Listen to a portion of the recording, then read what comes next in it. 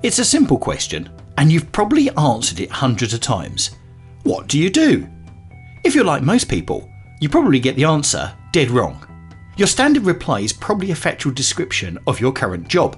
The right answer is what you want to do. The best way to pick up this habit is to take a trip to Los Angeles. Ask your cab driver what he does. I'm a screenwriter, he could say, working on a thriller about two school children who stumble onto a plot to blow up the Hoover Dam. When you go out to dinner, ask the same question of your waitress. The odds are 50-50, she'll say, I'm an actress.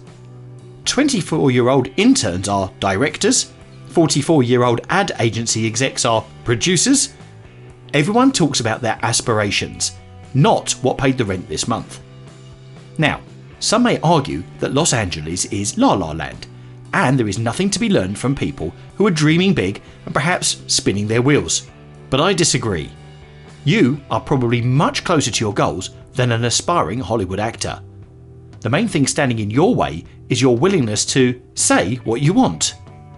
An earlier version of this article appeared on LinkedIn, where over 300 million people have posted profiles that summarise their professional career. You probably have one too. If not, think about the last time you sent someone a cover letter or inquired about a job. Which of these best describe what you say in your profile or pitch? A. What you've done. B. What you want to do. One of the main purposes of LinkedIn is to help you discover career opportunities, so you might guess that it is the one place where people say what they want to do. You could be wrong. Most people say what they have done. I'm not telling you to lie, I'm telling you to be bold enough to share what you want. Your resume says what you've done.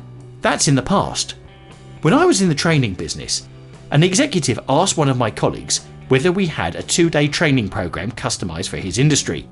Yes, we do, said my colleague, who then spent the weekend creating such a program. He combined initiative, imagination, and effort, and won a new client. Not to get too personal, but we have a running battle at this moment in my household. My 22-year-old son is moving to Los Angeles to become a TV writer. Ironic, isn't it?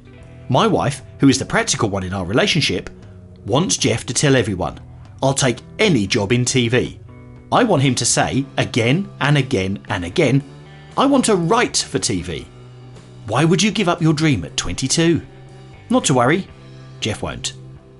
The happiest and most successful people nearly always have a sense of what they want to do next, or of how they wish to grow.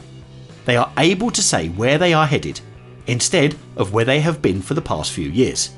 If you met Elon Musk, I bet you he wouldn't talk much about PayPal. He would probably tell you about how he plans to make spaceflight routine. When you say what you want, you give others the opportunity to help you make your dreams come true. When you are too embarrassed or cautious to say what you want, you make it impossible for others to help you. Be bold, be brave, be honest. Whenever humanly possible, say what you want, not what you do.